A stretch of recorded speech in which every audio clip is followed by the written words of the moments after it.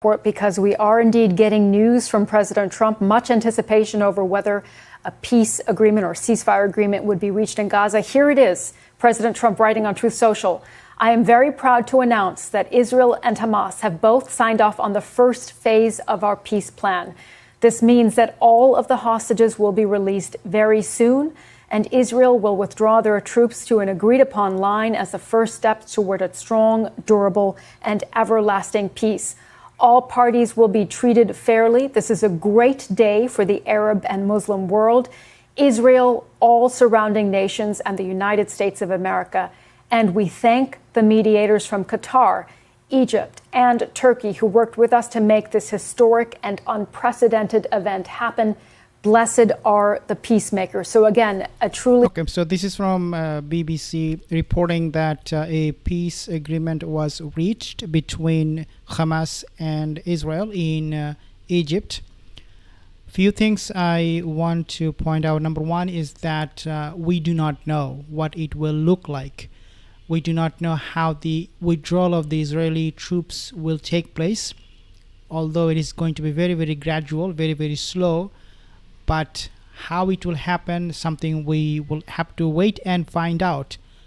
But if you take it with a face value, this is a complete surrender. This is a complete defeat for the Zionist oppressors.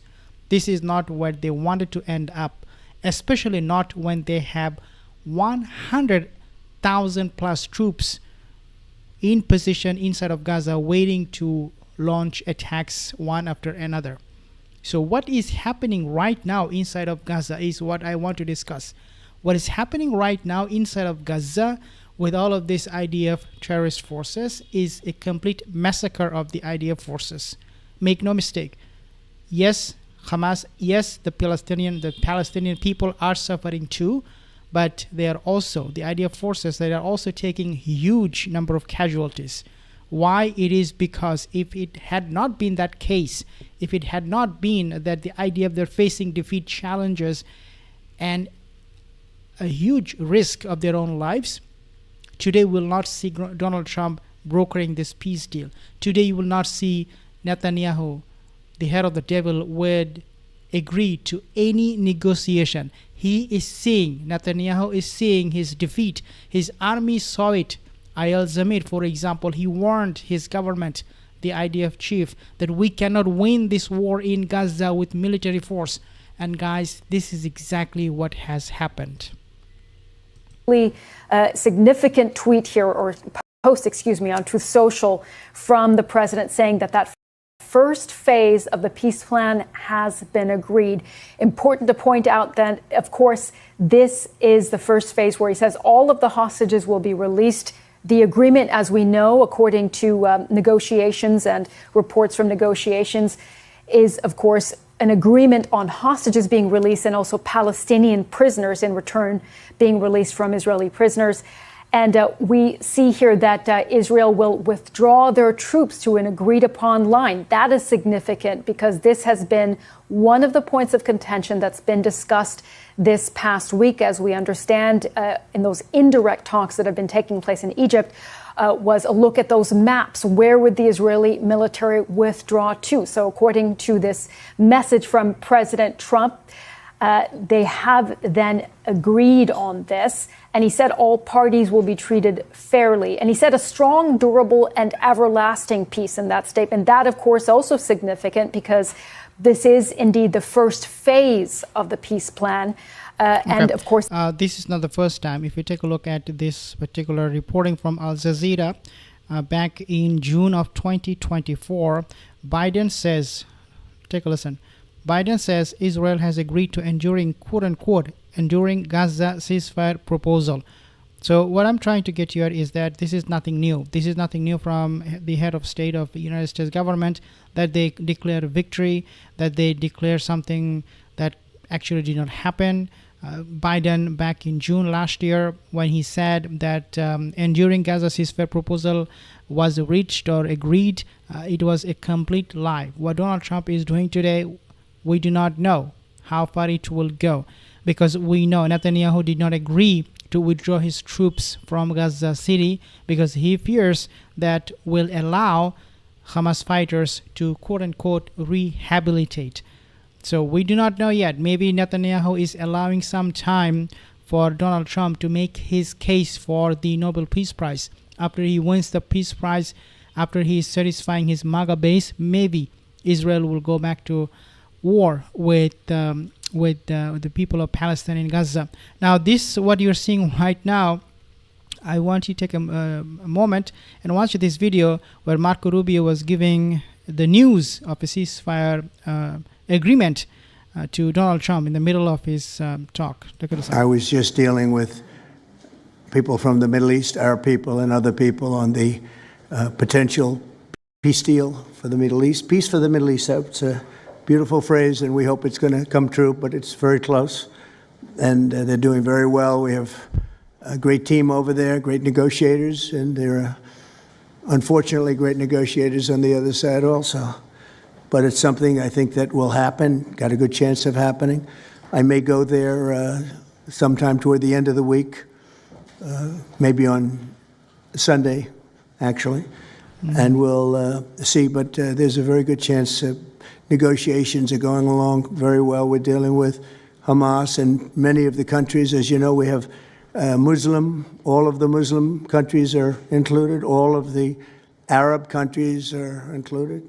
Very rich countries and some that are not so rich, but just about everybody's included.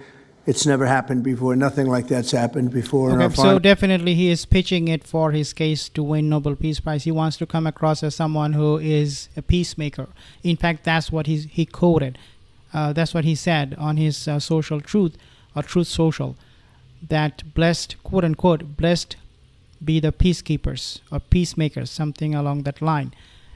This guy, we do not know what his intention is, what his motivation is, and something must be enforced in Gaza. Once they withdraw, once the IDF forces, they withdraw their fighters, their terrorist forces from Gaza, there must be a replacement.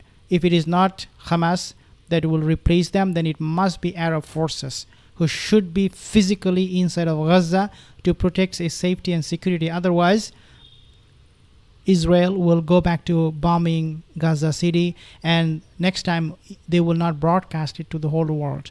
They will just give us an excuse of targeting terrorists, targeting this, targeting that, and this genocide will continue on in a much silent way. So there has to be some replacement. It is not Hamas, okay, no problem, but it has to be Arab forces or other forces that will ensure the safety and security and that Israel will never attack Gaza. Final negotiation, as you know, is with Hamas, and it seems to be going well, so we'll let you know. If that's the case, we'll be leaving probably on Sunday, maybe Saturday, maybe a little later than Saturday evening, but that seems to be our schedule. That's why they shouldn't be reporters. Which job is he here for today, Come sir? on up here, Marco. Anything we should know about the Middle East? That's what we're hoping to talk to you about here, Mr. President. Let's stay with you. He's doing a good job.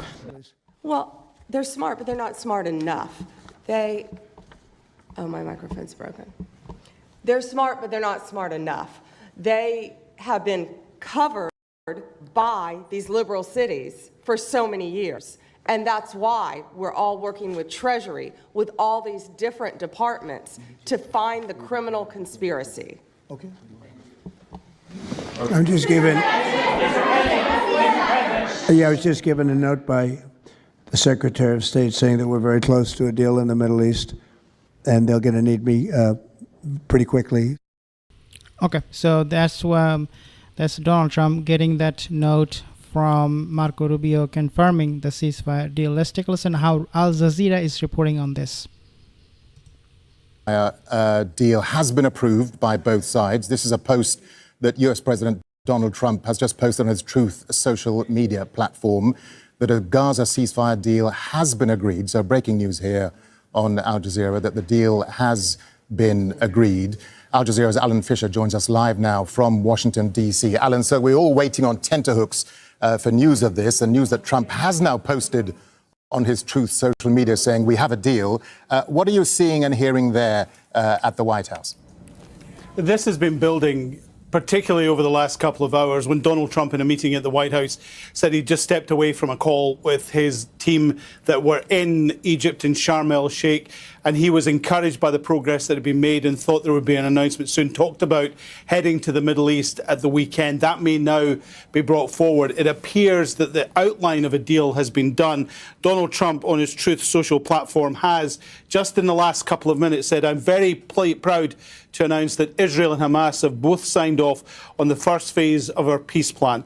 This means that all of the hostages will be released very soon, and Israel will withdraw their troops to an agreed-upon line as the first steps towards a strong, durable and everlasting peace. All parties will be treated fairly. This is a great day for the Arab and Muslim world." Okay. Israel...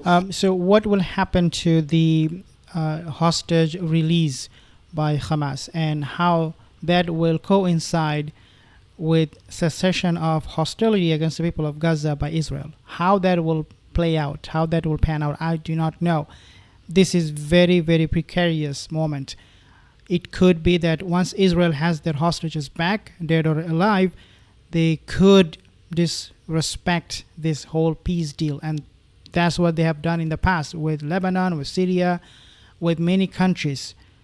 We do not know how this will all play out, but definitely this is a moment for the people of Gaza to really celebrate that their persistence, their perseverance, their patience has brought down the empire, the superpower of today, that is United States and Israel. Because do not make any mistake, United States, as Israel falls, United States falls.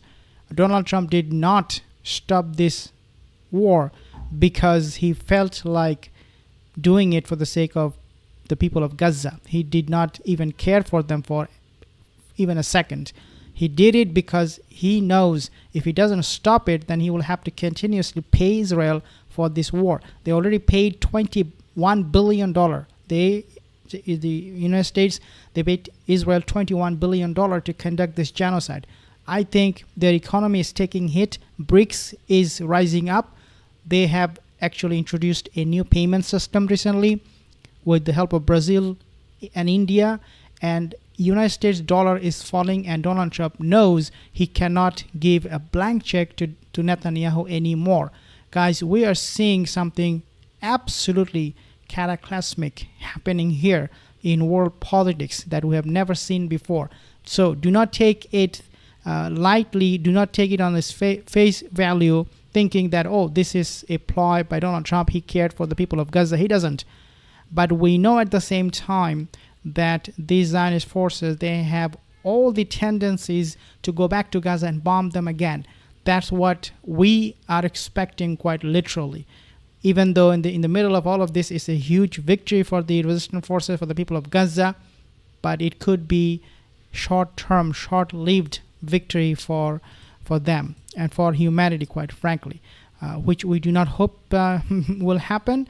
What we hope is that we will see a complete cessation of hostility against the people of Gaza. That's what we are expecting.